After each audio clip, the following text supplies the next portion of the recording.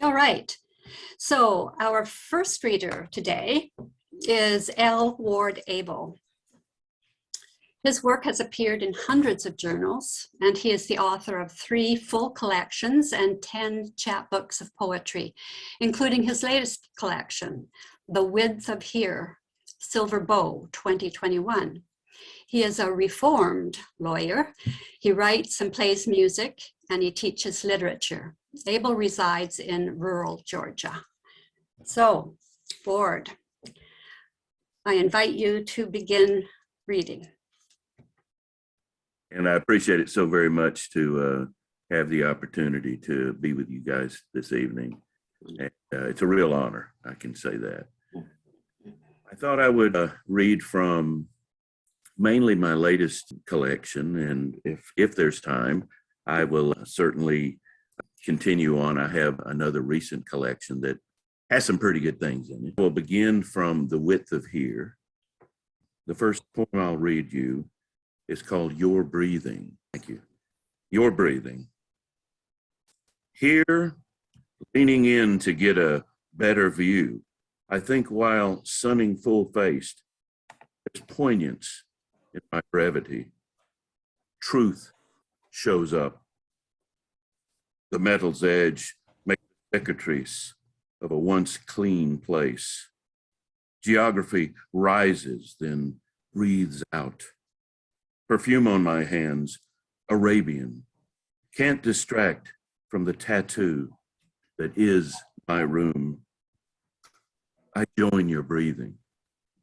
It teems, it crowds.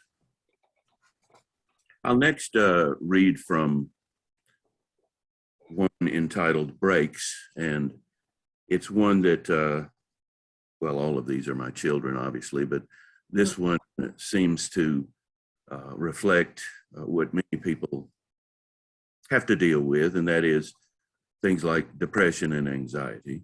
Many of us probably share that affliction, but it sometimes can help a poet, and yet sometimes it can hurt a poet. And so this is called Breaks. You'll notice the gap in my journal. It approaches 6 weeks, even longer. You'll wonder why the writing basically stopped, scattered, awoke in time for later. There may be other questions about shadows and space and curtains that didn't move, even with windows cracked or open. Later, you will disregard the gap altogether and return to your life, your own mood. You'll notice the gap in my journal. It approaches 6 weeks, even longer. I wonder why the writing basically stopped, scattered, awoke in time for later. There may be other questions about shadows and space and curtains that didn't move, even with windows cracked or opened. Later, you will disregard the gap altogether and return to your life, to your own moments of darkness and light. But the break in my journal will still be here, still with an open, quiet mouth. Living out in somewhat rural Georgia, I know that my bio says rural Georgia, but less and less so as time moves on. Atlanta is exploding, has been for many years, really since the Olympics in '96. But there's still cattle around me and woods and things like that, and a deer across the property. So much of my inspiration comes from the land. And here's an example. It's called These Winter Fields. A dank passage cuts through a cedared gate, and I'm in the winter fields. No blue like blue above, where foothills stand up against much older seas, only beaches left behind and a gathering of sand and greenery south of here. The brevity of change that never ends. It shows in the crows too, perched on the branches of my lungs. And if all this were to become unfamiliar, no landmarks to get me home, just folds where other people's houses dot the wheel, I'd shelter in place. It's a red cedar gate, I think. Small knives that belie their being green. Here's one called All Our Living. One of those big picture poems, I suppose. There's a jumping between trees, a slight elevation, luring wings across, along, among. A refusal to cede, a greening back to gray becomes part of me. Catching my breath just after pneumonia, I glide. I see the air. The sky holds all of our living, holds me and my chatter, holds you. Another little painting, and I'm a wannabe painter that happens to have a pen, I suppose, because I wish I could paint. Another scene from the field, so to speak. It's called Crow Song. A glass door opens and scares 4 or 5 like him, swarms that had been a pack. While others reform, one flies alone slowly along those night green walls. In the road round a corner, he scatters to and from a smear, waiting to bake. He has doll eyes. They blink a language, utterly means to an end. A glare formed, reforming, reactive, on watch and not. Life in the wake of cars. Near the graveyard, he competes with yellow butterflies. They dance, endorse, convoy down the country's summer fade, call, respond, all near an old primitive church.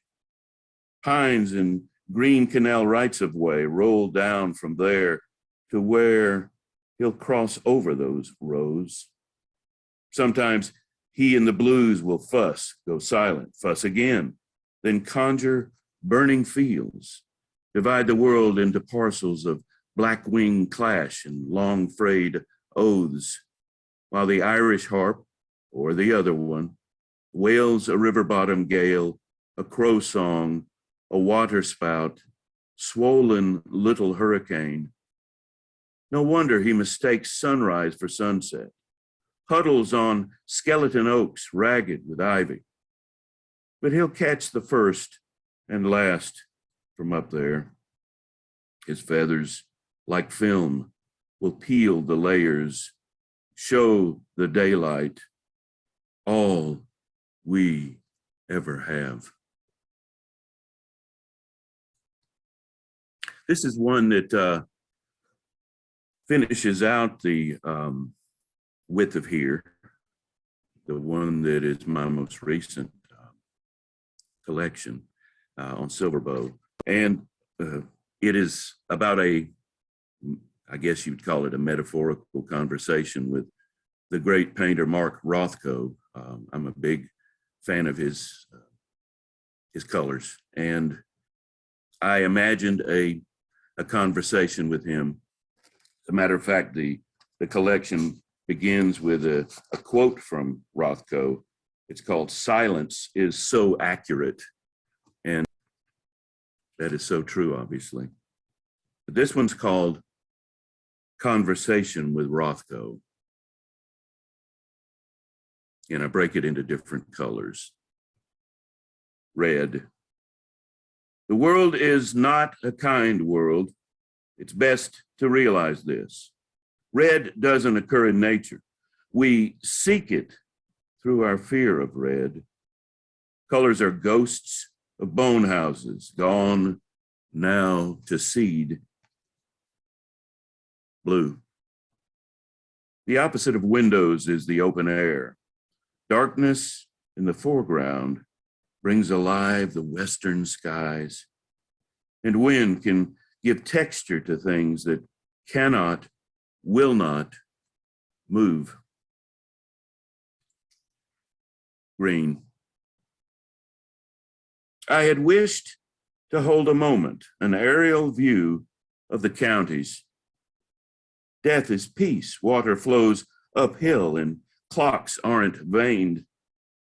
We can count to nothing and start again, or else become the leaves that we are. Black. A magnet for vision draws in all eyes and itself and sings. One is none is everything, but even light can't escape. Unsex the sunset, take it to the perfect night of prayer. White. Painters have nothing to say anymore. They flood the intersection with bright, bright light, play God, make holy the vacant. I walk out of the chapel into a glaring absence. Yellow. There is no yellow in point of fact. It's only suggested by an empty width out before us. Don't offer heat to the cold morning. Add nothing. Remain. Stop your painting. But we aren't at home here. Otherwise, we would just breathe. And here we have one called Halo, which is, as usual, is a bit of painting on my part. I hope you like the painting. Halo. This butterfly in a moment of showers, a devil beats his wife, seeks the magnolia sheen, a siren, a bloom, like a lighthouse. She treads the smaller thermals, part of a halo encircling all trees. Le papillon, she dries what beads remain with brightness, a self-made fan. But then again, her torn sky bleeding blue into fields, a bruise the size of weather, sheet flows, and she finds shelter, overgrown there, yellow, black, wet, at rest.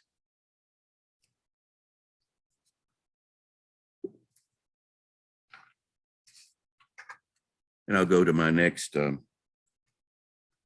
collection. It's called Floodlit. It's by it's published by a Frenchman who thought enough to publish it. And the collection is called Floodlit, and this song is called Chopin at the Edge of a Field. There he is again, Chopin at the edge of a field where the tree line begins. It can't rain, but does, and alone. And in that counterclockwise raining is a storm of doves at 30 hertz. Thunder 88 keys wide, its radar a scar of deep reds, yellow, then finally that tree line marking the squall. His music bespeaks a night song, a wideness seriously away and twice removed away.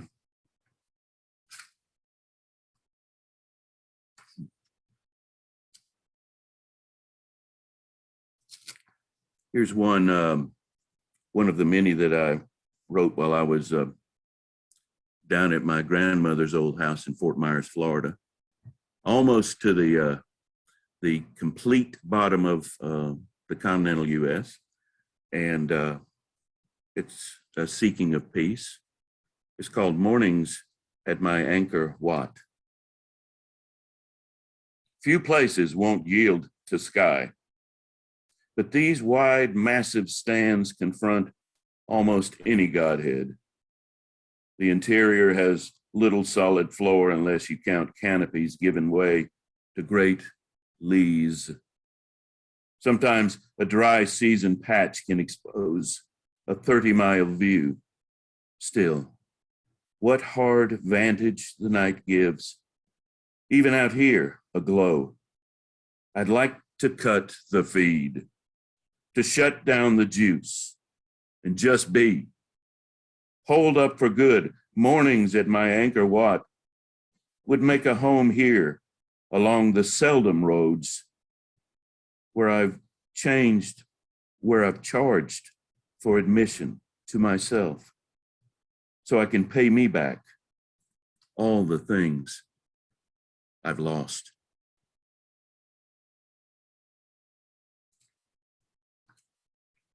And I have a couple more. Thank you so much. A couple more here. I don't know about you guys, but I have a very noisy head. There's always noise in this old head of mine. Whether, yes, I see Robert agrees.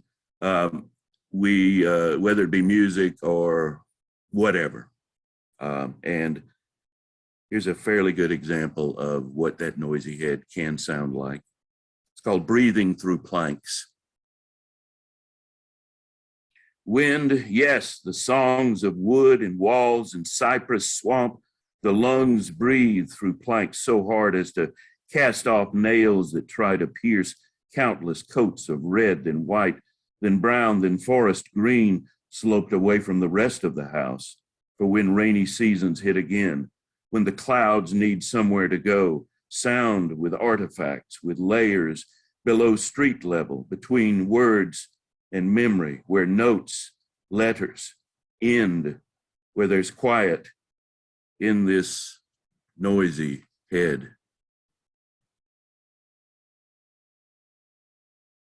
Thank you. And I will finish with a short little piece. I think it's about procreation. It's called Water Lily. She walks through the grove under high ceilings. It rains and augments change, clings like a sweet onion bloom. She fixes eyes on the narrator. The source of children sways, backlit, immersed by intinction, eternal.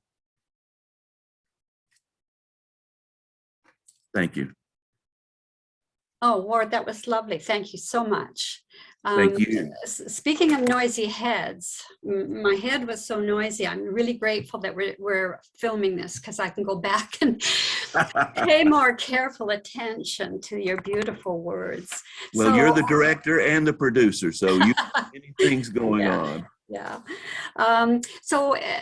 Everybody can unmute themselves now for a few minutes if they like. I would really like you to, interact with Ward. This is a good opportunity, either just to tell him what you thought of his reading or to ask him questions. So Herb here says, good reading, Ward. There have been some lovely comments on the chat. Oh, I'll make sure I check those out too. Yeah. So anybody else want to? Oh, good, Bonnie. Ward, thank you. That was beautiful. And I feel like your work is almost, you were saying you wish you were a painter. As you said, your work is, it's almost like you were giving us paintings, and it seems so full of color. And I just wanted to know if you could speak to that aspect of your work, the color in it, and if you relate that to painting or to, just where it comes from. Well, my inspirations all come from these scenes, I guess you'd say. I'm very visual, of course, and the images, I guess you would say, that I see, I really, really wish I could paint. I really do. And I don't know if is Candace here with us tonight, Kara? No, I expected her, but she hasn't shown up yet. So, well, yeah. She is such a wonderful painter, as all of us know. And my brother is a very good painter as well, but never have been able to do that. So the imagery is so important to convey whatever it is Mhm. that I'm trying to convey. And I appreciate you seeing the colors, because there's a vividness in my mind when I write these that I hope, and I really do hope that it all comes through. So Bonnie, thank you for noticing that. It really, I just wanted to say it really does come through. So thank you. Thank you, Bonnie. And I think Heidi Greco, who's here today, mentioned something similar to what Bonnie said about your painting, your poetry being paintings of sort, right? Feeding us the image. Absolutely, absolutely. Oh, they're so visual. I feel as though I'm looking out on the landscape where you are, and hearing that one of the pieces was inspired by being in Fort Myers, the land of the manatee. Yes. Yeah, what a delight to be able to reach across the continent like this. Thank you, Ward. Thank you, Heidi. Janet says online here that you are an artist. Thank you, Janet. And I think from the reaction I'm seeing on people's faces that everybody agrees with that, Ward. I would just have a quick question, and I'd like to ask, and I may have asked it another time, I can't remember. How did you come to love poetry? How did that happen in your life? It's very hard to say. I probably started writing poetry around the age of 13, almost 50 years ago, rather. And it coincided with when I started writing music and lyrics. And I see music and poetry to be interchangeable. I think in today's culture, it becomes even more obvious that is the case. I think going back to the Anglo-Saxons, putting my little teacher's hat on, Saxons with the scops and the storytellers. I think it's all music. And so it all happened kind of at the same time. I put down my poetic hat for a little while and focused on writing music and songs and lyrics for many, many years, starting back really writing seriously with my poetry about 22 or so years ago. And I think it probably coincided roughly with 9/11 and that time period. Ultimately, it became something that I do almost every day. And I enjoy, by the way, I enjoy editing just as much as writing. As a matter of fact, I'll just throw something down and come back to it. And that's when I think the creative juices oftentimes are at their strongest. Yeah, it's just been a lifelong thing with me. And, I truly love to do it. Even though it's an obscure art form, I realize that. That's irrelevant to me. It's something that is very important in my life. Well, I think that certainly comes through in your work. Go ahead, Bonnie. Oh, I was just going to say, at one point you said, oh, and here's another song. And I thought you were about to burst into song. Oh, Yes. Great. Don't get me started. Oh my gosh, that's right. So I think we'll move on now. We might have time at the end to just have a joint conversation too. So if you think of something, after Bonnie's finished, then that would be fine. We can talk at that time too. So I'm going to introduce you to Dr. Bonnie Nish. Many of you already know her. She's the executive director of Word Vancouver and Pandora's Collective Outreach Society. Bonnie has a master's in arts education from Simon Fraser University and a PhD in language and literacy education from the University of British Columbia. She is an expressive arts therapist with a certificate of advanced graduate studies from the Vancouver Expressive Arts Therapy School, where she is also a faculty member. Bonnie's first book of poetry, Love and Bones, was released by Karma Press in 2013. Her next book, Concussion and Mild TBI, Not Just Another Headline, an anthology of concussion-related stories, was published by Lash and Associates in 2016. Her latest book, Cantata in Two Voices, co-written with Jude Neal, was released by I'm running out of space. Stasis editions. Bonnie lives in Vancouver, British Columbia, Canada, with her 16-year-old dog, Cody, who is the oldest and youngest member of her family, but whom her kids think is the wisest. Isn't that true of dogs? So anyway, let's welcome Bonnie Nish. Been looking forward to this, Bonnie. Well, thank you, Carol, and thank you all for having me. Before I do anything, I just want to acknowledge that I am on the land of the Tsleil-Waututh, Musqueam, and I work extensively and still do support and have worked extensively with children from Musqueam. And I ended up writing about something that I didn't think I would write about, which was the fact that I have had numerous head injuries since 2012. Two of which took me out of my life entirely. A number of you know that for a number of years. And I was able to come back and do my dissertation, not knowing if I would be able to. But I have found I still meet people who are going through this. And I just feel like it's really important not to forget what it is that people go through. And if I can be a reminder to people out there, then I'm happy to do that and put myself in the limelight in that sense. So here we go. And I'm going to hide you so you don't, hopefully, I don't know if you can see me or not, but I can't see you. And so I've decided to start my story today, not at the time when I was first hit in the head and experienced the first of many life-altering head injuries, but instead to begin with a journey I took to Poland in 2019 with my daughter, Allie, and one of my oldest and closest friends, Teresa. I went with the express purpose of finding out if I could see what happened to my family who were left behind in Poland during the war. I wanted to find the places that they would have lived and possibly died and to honor their stories, whatever I could make of them. In doing this, I was allowing myself the space of being a part of this history and to add to my own ever-evolving storyline.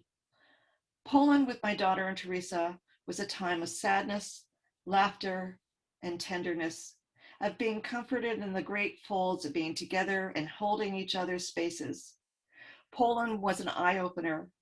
What I found here were rich moments, a deeper connection with my past, my present, and a definitive sense of being a part of something so much bigger than myself. Poland started in Krakow and ended in Warsaw for us. We experienced the Jewish sectors in most cities we visited, had nights full of rich conversations while we ate Polish delicacies at street vendors and restaurants, entertained by talented street musicians. And before I go on, I also just want to give thanks to those who helped me along this journey: Dr. George Valabou, Dr. Kedrick James, Dr. Rita Irwin, and Dr. Laura Alpol. And a special thank you to Dr. Carl Lego, who was my supervisor, but unfortunately passed away throughout the process, but without whom I would never have finished this, and he remains on every page of what I've written. Coming home. I never thought much about it before, the coming home to self, where it starts and ends and why. But then all of this happened, and now I think about it all of the time.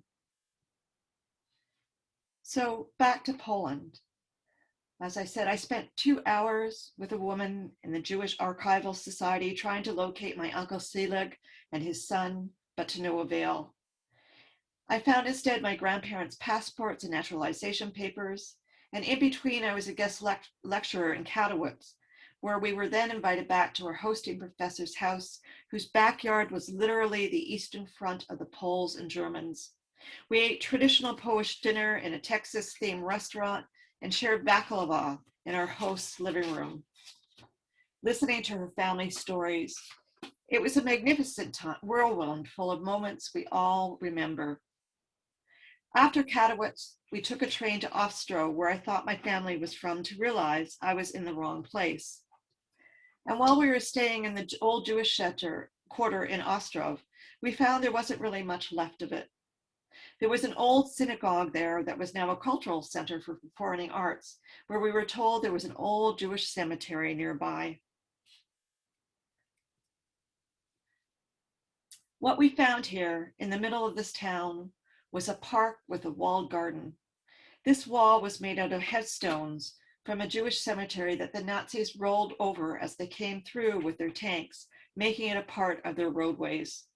With no regard for the significance that this cemetery held for hundreds of years, in a minute, the history of this Jewish community was gone.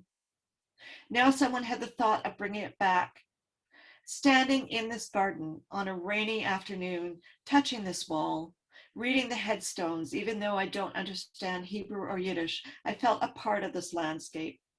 Even though this wasn't the exact place my family was from, I knew I belonged. As I stood among the headstones, I knew I am here and I am one of them. 2 days prior to being in Ostrov, on an unusually hot fall day, I had walked through Auschwitz with Ali and Teresa. A part of our tour group, each of the three of us found our spot far apart from one another. Walking in silence through places where men were stripped and shot, where sick women slept one on top of another to stay warm before they died, turned my stomach and silenced me with another deep wound. My words were stopped not from a physical injury to my head, but from the experience of standing in the place where these inhuman atrocities had been committed. As I walked by all the suitcases taken from Jewish prisoners, searching for my family name, or the room of hair behind glass, I felt as though I could feel the presence of every soul that perished here. While my grandparents were safe in Canada at the time, my grandfather's brother and his family likely also perished somewhere in Poland at the hands of the Nazis. I did not write about this trip on the bus back to Krakow or on the plane home. It was not until I returned to Canada that I could put pen to paper. After Auschwitz. After Auschwitz, the moments of not knowing who I am erased, the pieces of my brain lost from too many hits, now fragments brought together to know I am one of them. I am one of them. After Auschwitz, I am one of them, and I am still here. We are still here after Auschwitz. After Auschwitz, I walked these broken stone roads in 20-degree heat on a Sunday fall morning, years after starvation killed my people and hope vanished from behind these brick walls. After Auschwitz, suitcases with hundreds of family names etched on handles now encased behind glass. I searched the cold reminder for my name, Nish, Nishmas, Nishima, Smallner, Smallney, Small. Journeys of my people that ended on this short track. After Auschwitz, I follow the line that moves through hallways. Like them, we are cattle being drawn to a place of slaughter. We're men who didn't understand, stripped of language, clothing, humanity, were shot in the courtyard. Now, are silent slaves. After Auschwitz, a cafe, a soda machine, tourists, we drink, quench the thirst to understand a million deaths witnessed and held by us, and the fact we can leave at any time churns in the pit of our bellies. After Auschwitz, I am visitor and ghost passing through these gates for just a moment.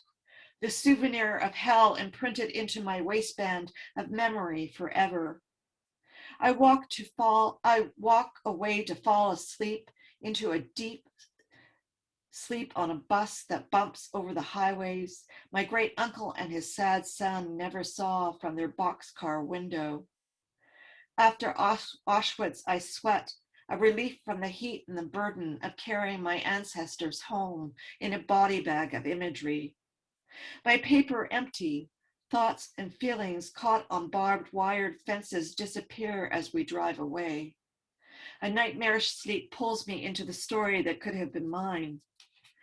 After Auschwitz, the moments of not knowing who I am erased. The pieces of my brain lost from too many hits, now fragments brought together to know I am one of them. I am one of them. After Auschwitz, I am one of them, and I am still here. We are still here after Auschwitz.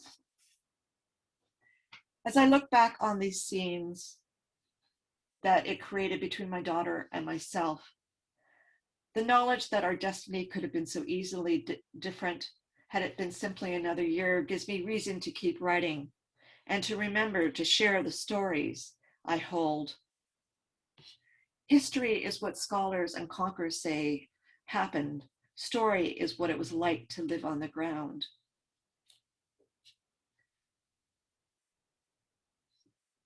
There are so many who couldn't share their simple day-to-day occurrences of their lives, how they would have loved to tell of the pain of losing a daughter who moved away. It is for all of those who cannot tell their story of tragedy and love and even just their daily routine that seems mundane that I tell my story of loss and recovery. Whether it's for those who perished in Auschwitz or for those who cannot tell their story of loss because of a head injury, as a writer, there is a responsibility to raise my voice for those who cannot and to bring back the human connection. As a writer, this is my passion, my responsibility, my reason for going on. I am still here, but what was it like for me to have had all of these cushions? There is no poem for this death. I wanted you to understand what it was like for me that at that very moment when I was hit in the head, when my world absolutely just stopped and I lost all track of time.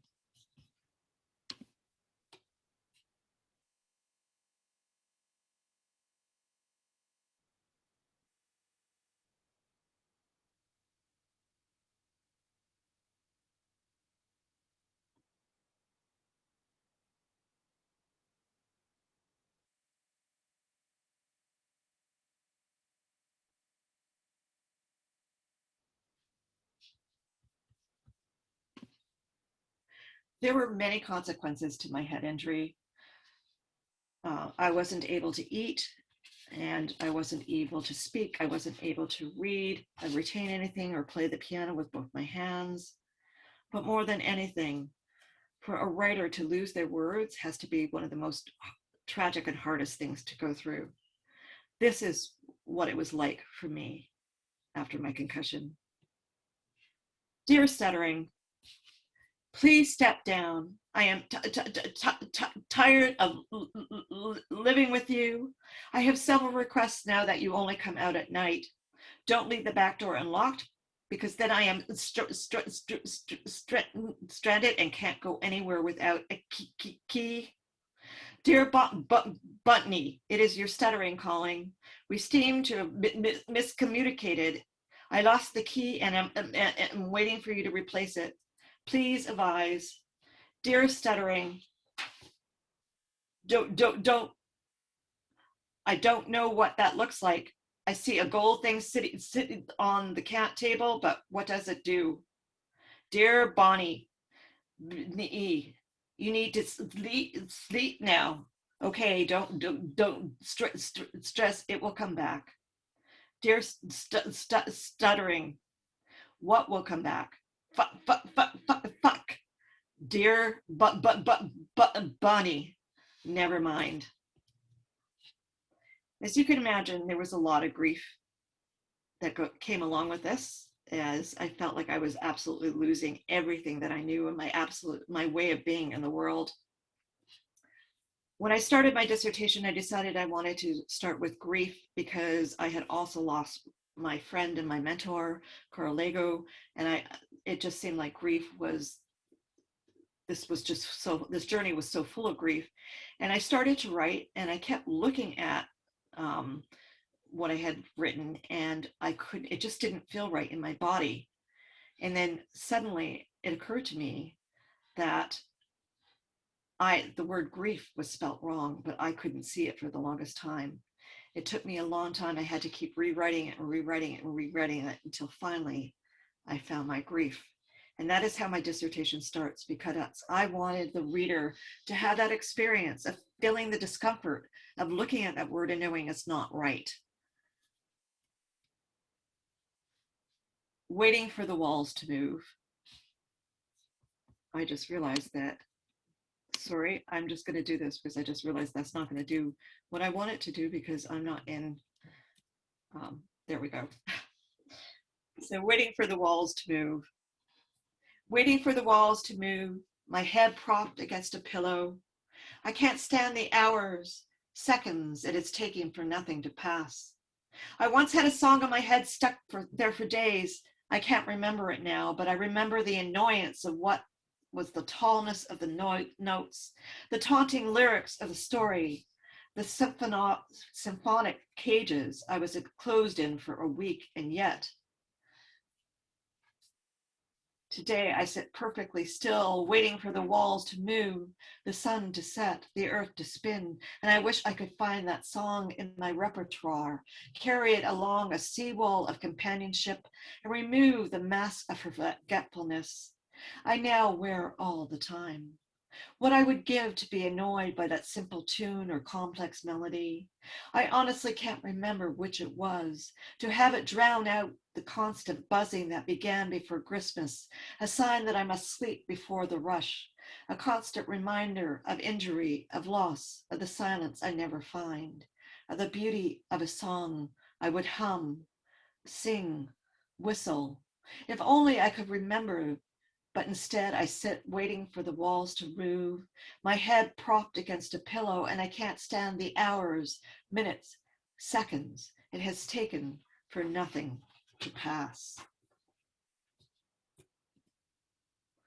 Identity altered through trauma knows the loss of innocence and wholeness like a broken vase pieced back together. The original container is forever altered. Hands. There are so many type of hands which hold me captive. Cool fingers of my mother rub my 5-year-old forehead, while wild infection pulls at it as tight as a reindeer strapped into a farm harness. My body burns, shivers ice pellets, tries desperately to snap a snow pea fever as though it could be cracked, thrown into a pot and broken overnight. Internal heat rising higher and higher now climbs through cotton sheets meant to protect my tiny frame, and my mother's tears seep through the cool night air. I am too weak, too tired to find my father's outstretched hand. He finds mine, refuses to let go. Years later, palms pressed into silent prayer, I have been told the rain has washed away all the planted seeds of my mother's brain. Gravity sinks her into Alzheimer's, a catalyst for tears. They drop into her lap. A reminder that I was once the child trying to reach out. Neither of our memories stretch far enough over time as she collapses into a wheat field shorn midwinter. Now she speaks only to God, and I whisper that I will never let go. I try to hold on, but my hands and pleas arrive too late as she turns and slips away. 10 weeks after my mother passed, my father's collapsed veins, no longer bumping into blood, push him into another time frame from which I cannot follow. The hands strong enough to hold a tennis racket at 80, gentle enough to string a worm on a hook for my 4-year-old son disappear. A liminal drop sheet ties around my heart. I am left holding space at his funeral for every person he affected with his infectious smile, his kind blue eyes in his live wire handshake. And so I do not cry. Instead, my words fill the hall where despair and joy collide, and I, in my small way, fill the room with his stories. The mute bits of time stopped, just like the moment he slid away. My parents died before this first concussion, nothing left to hold them to earth. I am sitting in my kitchen trying to feel rooted to a place that seems so alien. I am late, but I don't know for what, while white and red walls seem foreign, as if a stranger had painted them while I was gone. Gone? Gone where? I don't know. The clock on the microwave stares back at me. I stare at it. It stares, I stare, and finally the 3 winks to a 4, and I shift my legs thinking I have won, but I don't remember what. The screen shows I have been here an hour, but I can't remember how long I have lived in this place, or when the walls were painted, and why I don't notice drop sheets and the smell of turpentine. I begin to sweat. though I can't feel the droplets overtaking my body. I decide to stare one more time until the words of the thing on the counter that holds the green numbers finds me again. I cup my hands in my lap and wait. 5 years have passed, and I still can't find the 2 on the microwave. Yet I have found a million words in my soup bowl, but only 10 of them stick to my gut on the way down. The rest slip quietly behind a mist stranded somewhere out in Denmark. I try to find my father's hand, but it is strangled by the letters I keep dropping. Some days, my sadness at being left here alone without them, not knowing how much longer I will need to recover, still burns the roof of my mouth. On others, I feel my father's tight grip from whereon I was 6 surround me. In his safety, I understand I can let go. Know that on days when I am certain there will be someone on the other side, hands outstretched, waiting when I land. I am trying to birth my crying. Thou tellest my wanderings, but thou my tears put thou my tears in thy tiny bottle. Are they not in thy book? I am trying to birth my crying. It was somehow lost on a cold day when my children told me it hurt to hear me sob in the tub for hours while holding my lost words in my hand, trying to shovel them down my throat with water, only to have them slip back out to drown. I floated in this bath, the tepid soapy layers clamped my worn out skin in place, while my moans tore paint from walls. I tried so hard to capture syllables, the one that seemed to escape or refuse to be ordered and whispered into night air. I am trying to birth my crying. It was somehow lost on a cold day when my thoughts, scattered on a high-pitched wind, tried to wrap around me, but I could not hold them any more than a lost love who is moved to Istanbul to find his mother. They are 10 set pieces of sentences, not quite strung together to make a complete load. My shifting metaphors tire me out, bury the places where I have lost, trying to pray. I am trying to birth my crying. It was somehow lost on a cold day when a wall built by my shaking brain forced my tears into a snow-white slumber, and my searching kisses became parched lips. Their absence drove me to silence, my heart giving up, lay down on the cold concrete sidewalk to be erased by rain. Not only will I learn to live with the hole in my heart, but I will learn to listen to the music and poetry that resounds from the places of loss, absence, and silence, Dr. Carl Lago tells us. And so, within the grief, I find a space to hear the final notes of a heart's prayer for beauty. Writing is not self-expression. Writing is self-construction. And so I have reconstructed myself before you with my words. And in my wholeness, I come back to you with all these pieces to offer you. I want to thank you for listening to my story today. If you know someone who has suffered from a head injury, reach out to them. You may just save a life. Thank you. Thank you so much, Bonnie. And I can tell from you're getting lots of love. And I can tell from the responses that people really connected with your poetry. It really was a beautiful piece of work, that whole collection. And before we leave today, I'd like to ask both Ward and Bonnie if you can tell us where we could get your works, if you're able to do that. Now, you can unmute yourself now if you like, because we want to talk to Bonnie about her work. And I think we're extra special lucky today because we've had 2 amazing poets just really touching us deeply. So I'm just looking for hands that might want to say something. Okay, Ward. Bonnie, I your words and the honesty Mhm. that is behind them is so powerful. Mhm. You know, one of the hardest things to do is honesty when it comes to expressing yourself as you have just done. Mhm. It is so commendable and so admirable and so brilliant. And I just wanted to say that. I really don't have a question. I'm just very, very impressed and so glad that I was able to hear your fine work. Thank you, Ward. I appreciate that. Honestly, thank you.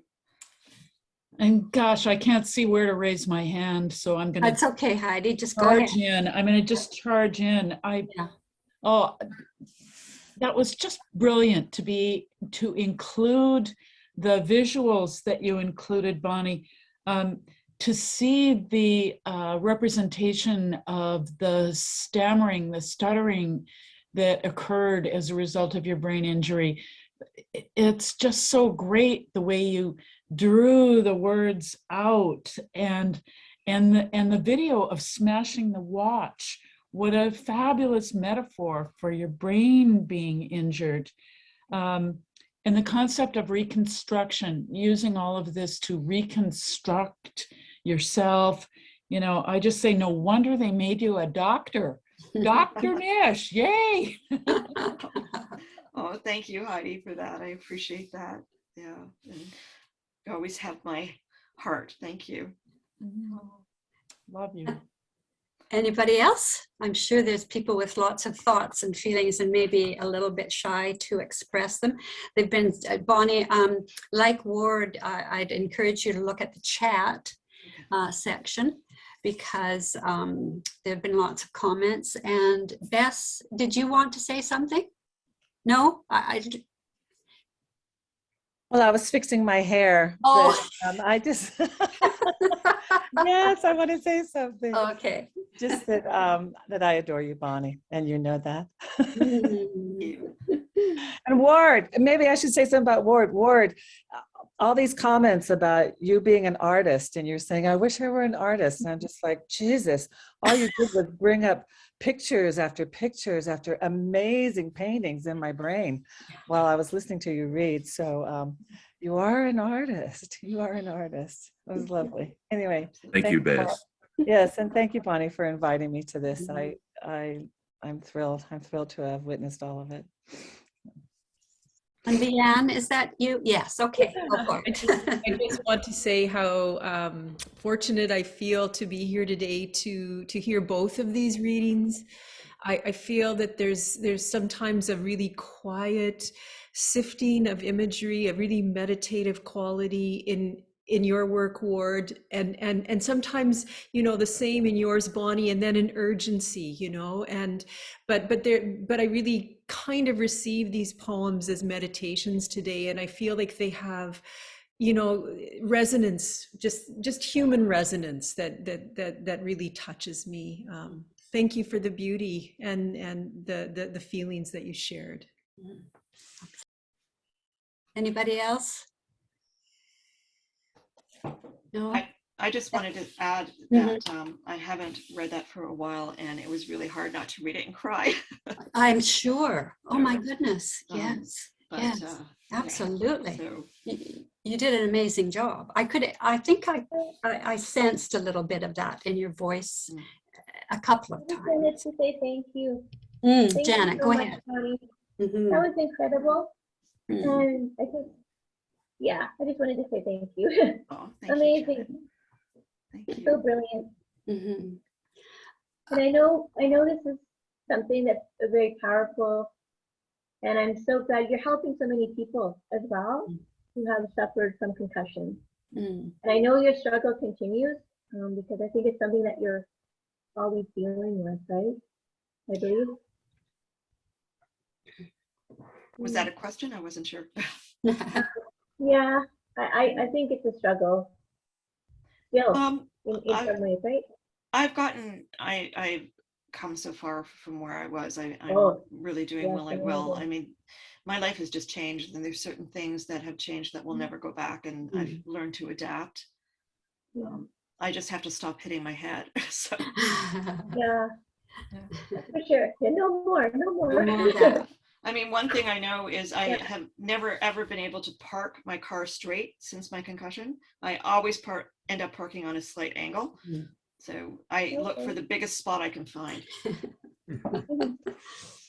It's interesting how we adapt, right? Yes. Yes, absolutely. So Well, Bonnie, I feel like I want to buy you a helmet.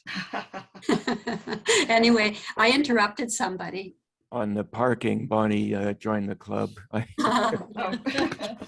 Yeah. Yeah, I knew someone who had quite serious brain injury, and that was many years ago. And he never recovered, but he has been able to live independently, and he made it. And his family gave him tremendous support. So that was crucial in his life. So, thanks for laying that out so clearly.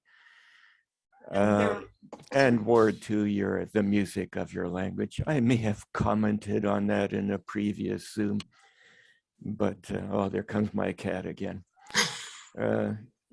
But your language just has a musical lilt to it, which I really love.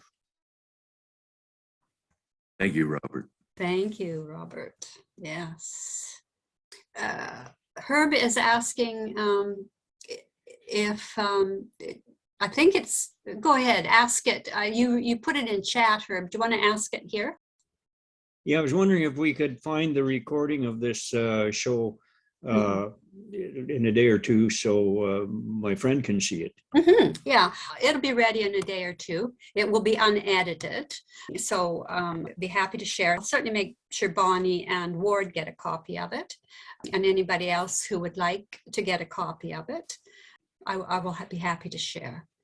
Yeah, we'll know where to find it, will we? I will make sure it's sent directly to people who ask me for it. Thank you. Yeah. And really well done, you speakers.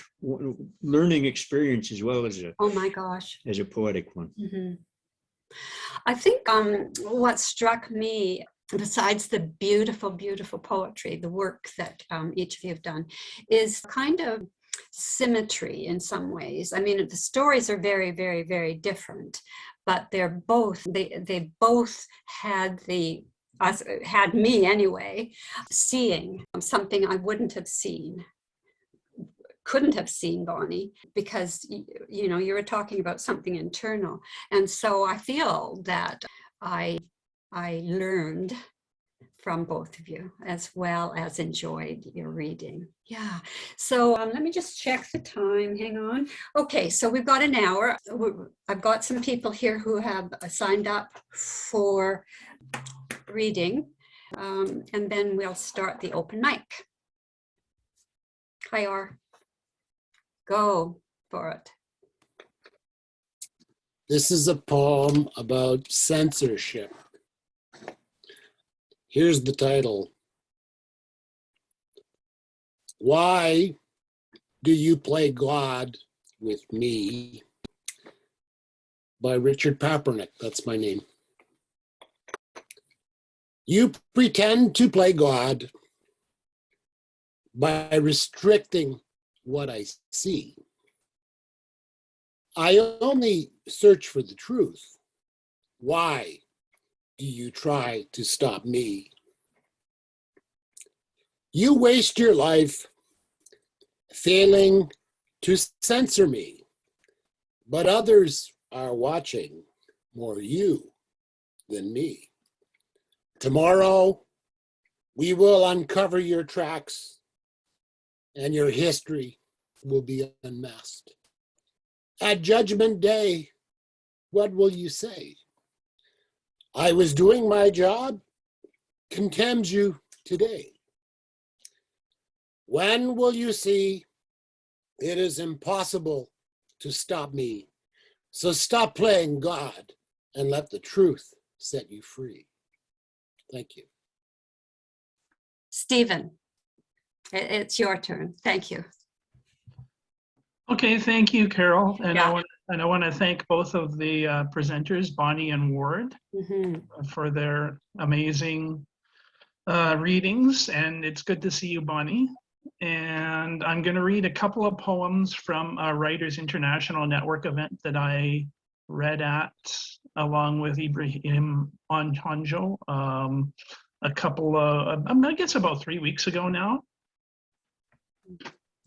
And this one is from my manuscript. For those who don't know, I guess about 4 years ago, I had a liver transplant, and I subsequently got into writing again, and I wrote a manuscript based on my experiences with the transplant and the effect it's had on my life. So here's the first one. Larger than myself. I desire to be part of something larger than myself. I desire to stretch myself, go beyond myself, like a turtle exiting its shell. It's the only way I can be true to myself, the only way I can be myself. I embrace the larger world, a world I need as it needs me. I embrace the people I love as they love me. As they embrace me, I'm sorry. Okay, here's the other one. Who do we mourn? Who do we mourn and not mourn? Why do we mourn the friend and not the enemy? Why do we mourn those who look like us, but not those who don't look like us? Why do we mourn the fallen human, but not the fallen tree? When we all breathe the same air, when we all depend on each other, when we all depend on the life force that surrounds us. Why are we so selective in our grief? What does it gain us when we have the world to lose? The human and not the forest, and not the sea, and not the whale, and not the tree, and not the clean air, and not the planetary ecosystem. We have the world to lose, and in the world ourselves. Thank you. Thank you so much, Stephen. And now I've got Robert. This first one is so new and raw, it's not even edited yet. Average. And it's kind of an anti-poem. I've been writing more and more of these things. The average man is a useful thing. Likewise, the average woman. They make the world go round and arrive at the same place the next day. They utter a cliche to mark the dawn. The average cliche finds new life in social media, spawning new generations of average speech. The typical researcher arrives at work daily, anxious to propagate new data. The resulting algorithms indicate that someone dies with every cliche. As a typical and average poet who nonetheless is tainted by miracle, I dream that every kind word rides a fresh wind in the quantum of the soul. For what it's worth. Called Yesterday. Today I'm caught in the scream of traffic. This is a city too large for words. I look between the shock waves of sell and buy, of rich and poor. An ageless silence might dwell there. Yesterday, I watched the fog of melting ice. It caught my breath. A darkness underneath, ancient as lost souls, drawing down my words into bitter resurrection. Thank you. Thank you, Robert. And Herb, you're next. This is a new one, and this is what it says. This is from, inspired by a sermon made in Poland by Reverend Dominik Chmielewski. Sorry about the pronunciation. I have no idea what the heck he was talking about, but the title captivated me. This is the last day of your life. This is the last day of your life that you fill with hatred and suspicion, when you curse a fellow being and when you spit in another's face and dub him enemy. This is the last day of your life when you skullduggery is part of it, when you beggar your neighbor, when you withhold your love. This is the last day of your life when you tell a fib or lie outright, when you do a little cheat, you know, that little white lie that won't matter. This is the last day of your life that you invite revengeful thoughts into your life, when you break your concentration on a possible good deed and think instead of dirty tricks and that pranks are funny and presume your victims will understand. They won't. This will be the last day of that. This will be the last day of your life when you presume goodwill from others and take advantage anyway. When you benefit at the expense of others, this will be the last day you do this. And this will be the last day in your life that you think about suicide or one last hit, or when you put off that promised exercise regime to get fit, or that last cigarette, or that last great state dinner before you diet. This is the last day in your life that you rule with pride, when you fail to tame your too eager ego and replace it with respect and helping hand.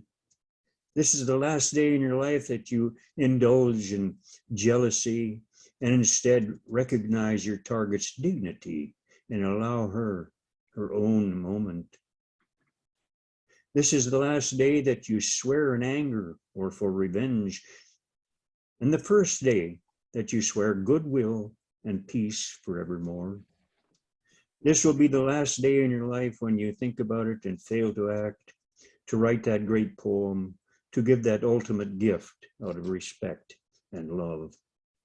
This is the first day in your life when you will fight for justice, for those who have found none, be it in action or in poetry strong.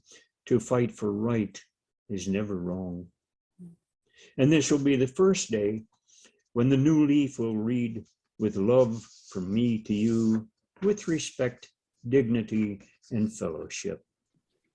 And this will be the first day in your life when the sun shines on you and you wed life with all good heart and willingness to be one with me and with everyone, to stand tall and strong and united in that goodwill.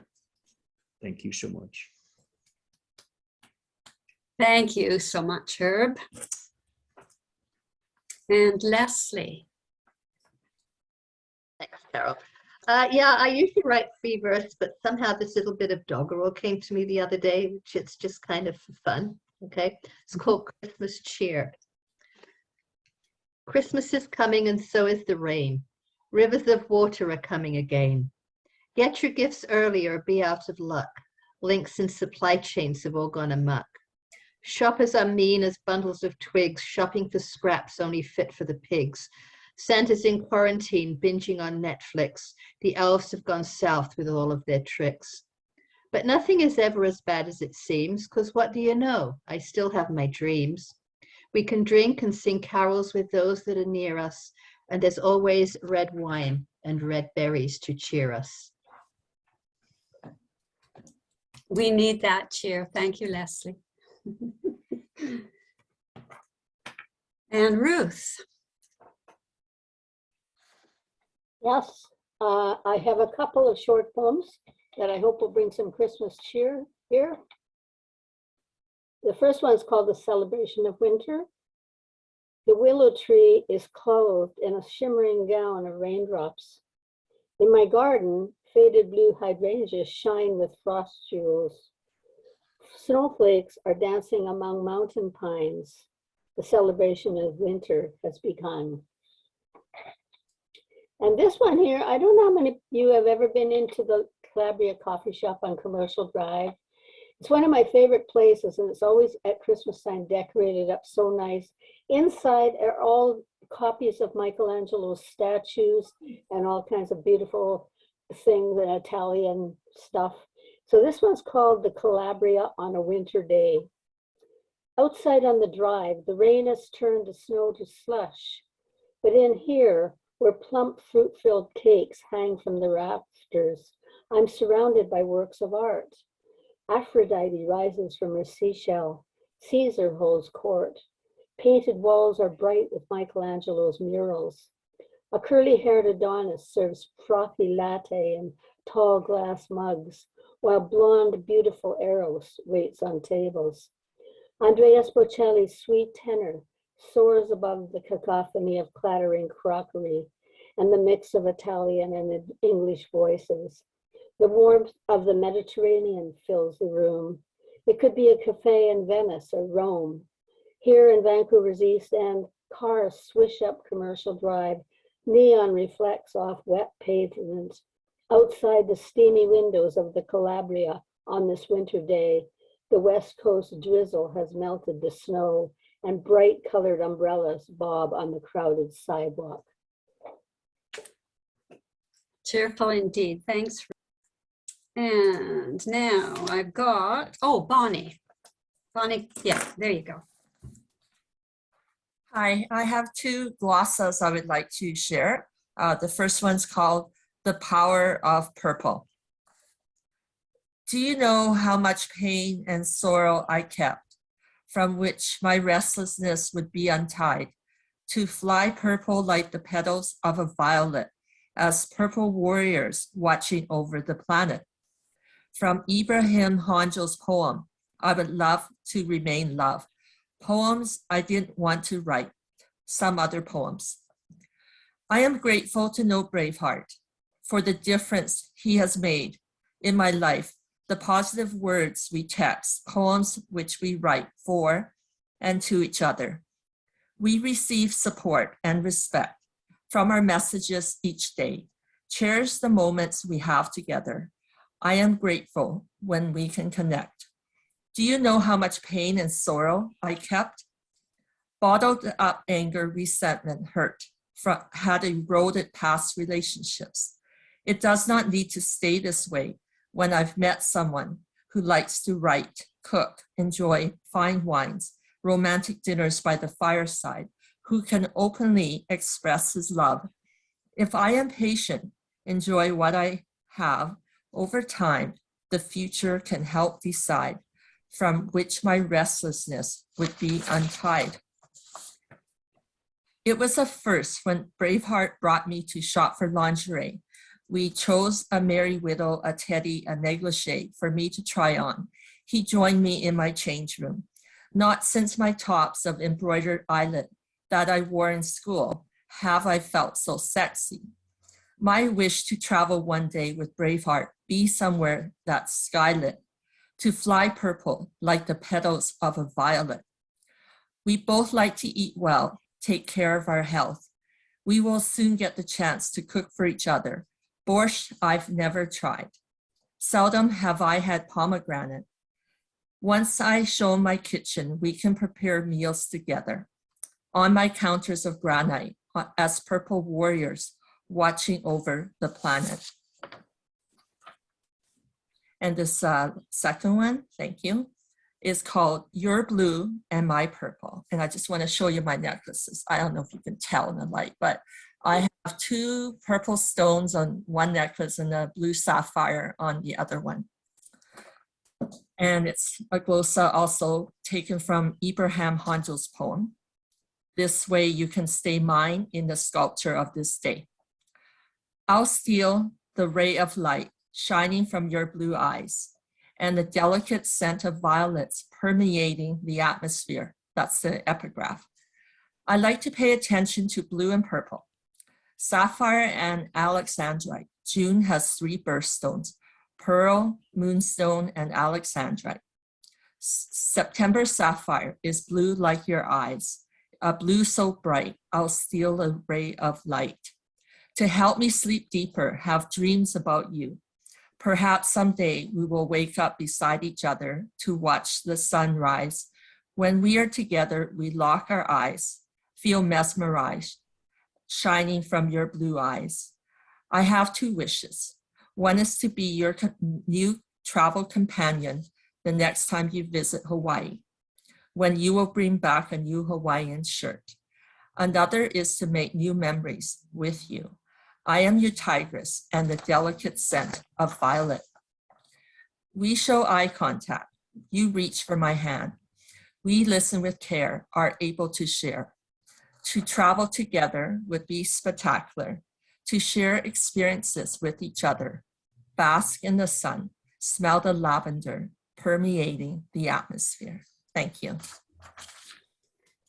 Thank you so much, Bonnie. In fact, thank you everyone for your reading, for the open mic. All of you were wonderful. Thanks. Anybody else who just feels like they need to? We've still got some time. I'm not trying to push you. This is kind of a toast. And I was thinking of Bonnie when I was choosing what to say. And thank you for all the poetry. It's wonderful. The day. On the day of your birth, you entered time and were handed a planet. Beauty and danger played chess with each other. They took turns winning. Some winged spirit was assigned to pull you back from precipices, and another led you to vistas that continue to feed your wandering heart. So here's to time, the time allotted to us, and the time we allot to what cannot ever be taken from us, what remains after we leave. Thank you so much. What a lovely way to end the open mic and to end the day. Thank you so much.